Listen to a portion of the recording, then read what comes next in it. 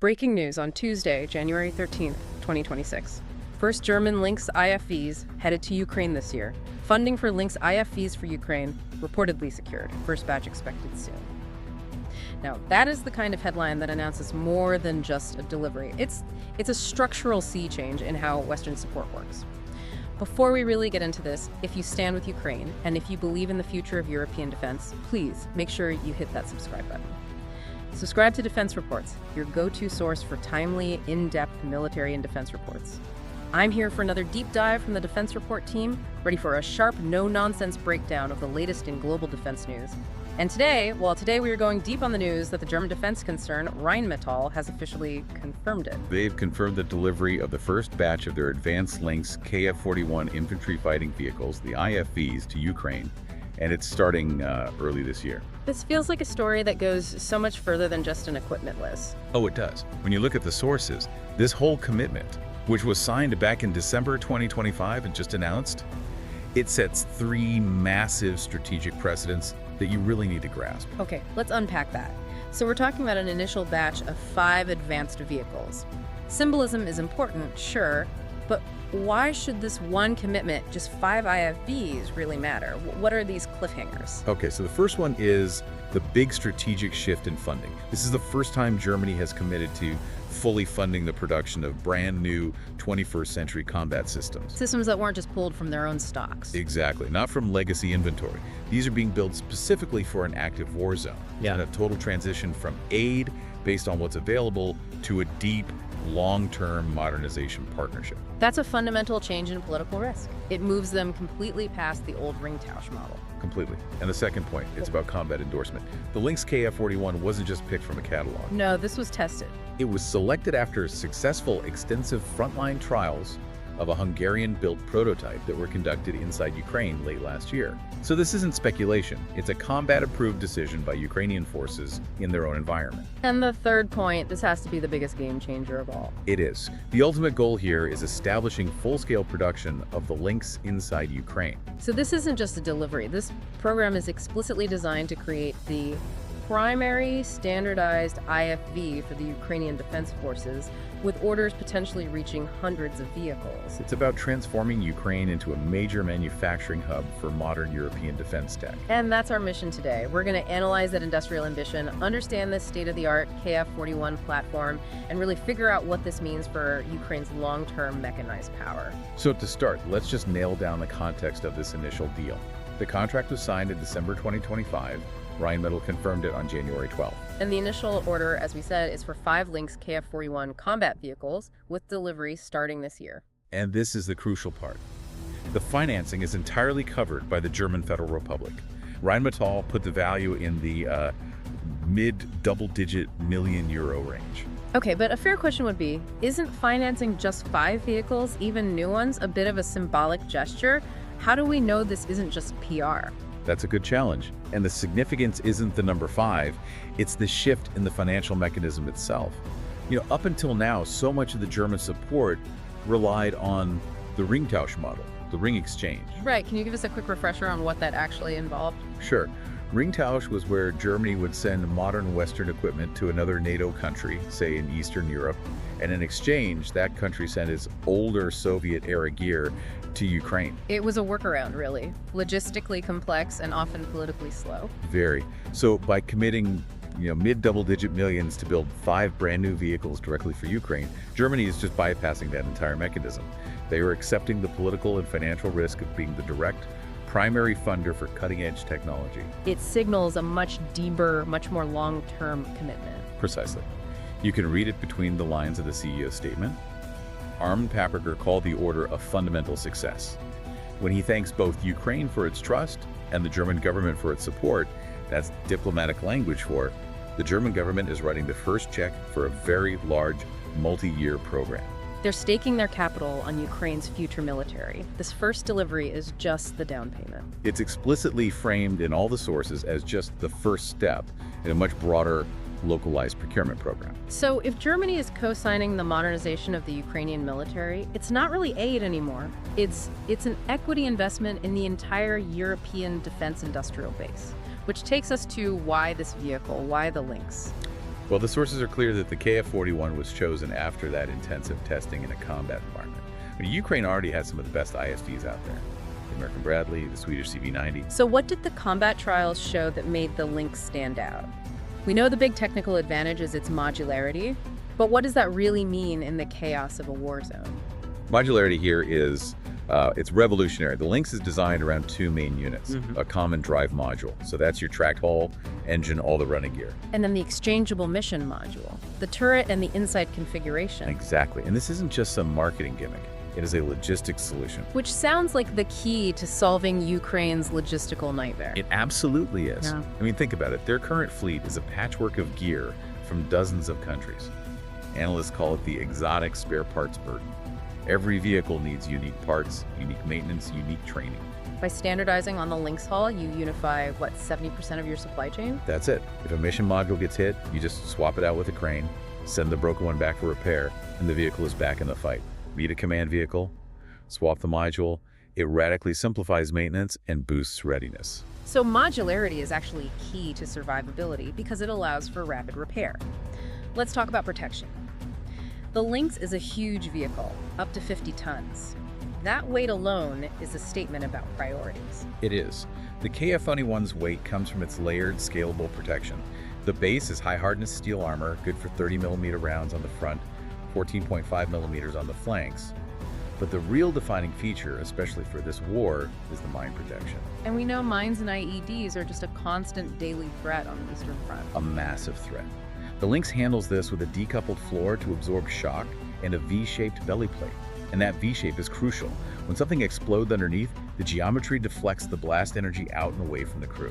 The sources say it can withstand an explosion equivalent to 10 kilograms of TNT. Which is a non-negotiable requirement against Russian mine warfare. And it's built in from the ground up. And it also has the latest countermeasures baked in. Yes, it's designed for scalability. It's got things like the ROSY system, the rapid obscuring system, which uses multispectral smoke to break missile lock. But crucially, it has dedicated space and power for advanced active protection systems. Like Rheinmetall's own strike shield. Right, systems that can intercept ATGMs and RPGs before they even hit the armor. It's built to fight in the most dangerous environment imaginable. Let's pivot to firepower. The two-man Lance turret is incredibly capable.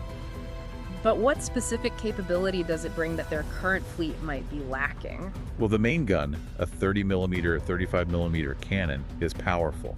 But the real technological leap is its ability to fire airburst munitions, ABM. We've seen ABM used against dug-in infantry, but how does this elevate the Lynx beyond that? It's about precision fire control against air threats. The fire control system programs the round to detonate at a precise point in the air. Now that's great for infantry and trenches, yes, but the real advantage today is against small enemy UAVs and FPV drones. So you're giving mechanized infantry its own organic, local air defense against the biggest threat on the modern battlefield, drones. That's exactly it. The fire control is accurate enough, the fragmentation pattern wide enough to take out those low-flying drones that are causing so much devastation. It just changes the risk profile for a ground unit entirely. And of course, it still has a machine gun and can mount anti-tank missiles like the Spike LR2. So it can take on everything from drones to main battle tanks. Okay, finally, mobility. How does a 50-ton vehicle stay relevant on the move? It's heavy, but it is powerful. It's got a 1140 horsepower lead-bore engine, which gives it the power-to-weight ratio to keep up with main battle tanks. It can do 70 kilometers per hour on roads. And its troop capacity is excellent. 3 crew plus, what, 8 or 9 soldiers? Up to 9 dismounts. That's a large protected squad that is delivering right to the front line, ready to go. So the Lynx isn't just an upgrade. It's a systematic solution to the headache of dozens of logistics chains. It's modular, survivable, and powerfully armed. And if modularity is the key, the only way to capitalize is through mass production. Which brings us to the industrial pivot. And that's the strategic heart of this entire deep dive. The delivery of these first 5 Lynxes, it's just the down payment on the first step of establishing full production capacity in Ukraine during a war. It's an incredible commitment. What's the blueprint here? I mean, how do we know this is even feasible? We look at the first international customer, Hungary. They provide the industrial template. Hungary ordered 218 vehicles back in 2020. That deal involved an initial German-built batch of 46 vehicles. And then a transition to local assembly. Exactly. Local assembly at a new Rheinmetall plant in Zalaegerszeg. And the sources confirm that the prototype Ukraine tested was actually assembled in Hungary. So I've already proven the model works. You can transfer the tech and have a partner nation build a combat-ready vehicle. That's right. It proves the concept. Okay, but let's talk about the audacity and the risk of building this kind of heavy industry in a war zone. What has Rheinmetall already done on the ground to make this happen? They've been very aggressive. They founded the joint venture Rheinmetall Ukrainian Defense Industry LLC back in October 2023. And even before this Lynx contract, they had already opened a critical maintenance hub in western Ukraine in June of 2024. Why is that existing hub so important? Because it's the foundation. It's already servicing Marder IFVs and Leopard 1 tanks. But more importantly, it's the training ground. Rheinmetall has already been training Ukrainian mechanics and mechatronics engineers in Germany, and those specialists are now staffing that hub. That's how you build an industrial base. Skilled, local people who understand the standards. You build the human capital first. So what's the timeline for moving from maintenance to full production? The plan is to launch the Lynx production plant by the end of 2025. It's a tight timeline, but it shows commitment. The CEO, Per Jaeger, has been clear on the scale needed, though. What's the magic number? He stated that full localization, we're talking manufacturing the actual hulls and turrets, not just final assembly, that only becomes economically viable with orders of several hundred units. He specifically mentioned 200 to 300 vehicles. 200 to 300 IFVs. That is a massive undertaking. I mean, forget the security risk for a moment. What about the logistics? Training thousands of workers, securing supply chains, all under fire. It's an enormous challenge. And it really speaks to the long-term vision here. This whole strategy is a bet by the German government and Rheinmetall on Ukraine's ability to defend these assets. The calculation is that the risk and the cost are outweighed by the long-term benefit of supply chain security. And the Lynx isn't just an isolated deal, is it? It fits into a much broader commitment from Rheinmetall. That's vital context. Rheinmetall has become Ukraine's most important defense industry partner, period. It extends to the most fundamental need of this war: ammunition. Hundreds of thousands of 155mm shells, 35mm air defense rounds. Exactly. And the ultimate test of this industrial integration is the ammunition joint venture. The Ukrainian Center of Excellence for Ammunition. Yes. A joint venture, 51% Rheinmetall owned, designed for domestic production of a 6-digit number of 155mm shells every year. So if you localize production of your main fighting vehicle and your main ammunition source, you are taking massive steps toward defense autonomy. You're securing your ability to sustain a high-intensity conflict over the long term. You're integrating completely into the European defense ecosystem. The Ukrainian minister, Oleksandr Kamyshin, said it best when the maintenance hub opened. He said, "We believe that the Ukrainian defense industry is a part of the European defense industry, which strengthens the system of collective security of the European Union. The Lynx program is the physical embodiment of that vision." So if we tie this all together, the arrival and the planned production of the Lynx KF-41, it's really the moment Ukraine fully plugs its mechanized force into the modern European defense industrial base. It is. By choosing this high-tech platform based on modularity, scalability, and protection, they're setting a new, much higher standard for mechanized warfare in the theater. It's a permanent move away from legacy Soviet gear. So what does this all mean for the wider defense world? Here's a final thought for you to chew on. The Lynx KF-41 is currently a contender in the Massey US XM30 program, the competition to replace the American Bradley IFV. A huge, huge contract. So since the KF-41 was chosen and combat endorsed by Ukraine after battlefield testing, while its competitors are still vying for NATO contracts, what does that combat approval mean for the future of IFV standardization across NATO? Ukraine just gave a major Western defense platform a real-world stamp of approval, and that carries an immense amount of weight.